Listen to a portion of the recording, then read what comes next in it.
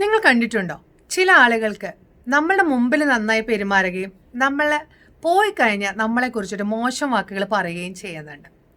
അത് നമ്മളോട് മറ്റുള്ളവർ വന്ന് പറയും, നിങ്ങൾ വന്ന സമയത്തേ അവർ നല്ല രീതിയിൽ സംസാരിച്ചിട്ട് നോക്കിയാറില്ലേ, അവർ പക്ഷേ നിങ്ങൾ പോയ ശേഷം വളരെ മോശമായിട്ടാണ് നിങ്ങളെക്കുറിച്ച് പറഞ്ഞത്.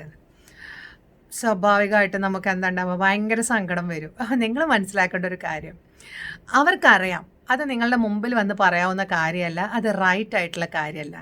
അവരുടെ സ്വഭാവം തന്നെ ഇങ്ങനെ പിറകിൽ നിൽക്കാനാണ്. ഇങ്ങനെ പിറകിൽ നിന്ന് സംസാരിക്കുന്ന ആൾക്കാർക്ക് നിങ്ങൾ വളരെ വലിയൊരു പൊസിഷനിലേക്ക് എത്തിയെന്ന് മനസ്സിലാക്കിയ ആളുകളാണ്. അതുകൊണ്ട് തന്നെ അവർ നിങ്ങളുടെ മുമ്പിലേക്ക് വരാൻ ആഗ്രഹിക്കില്ല.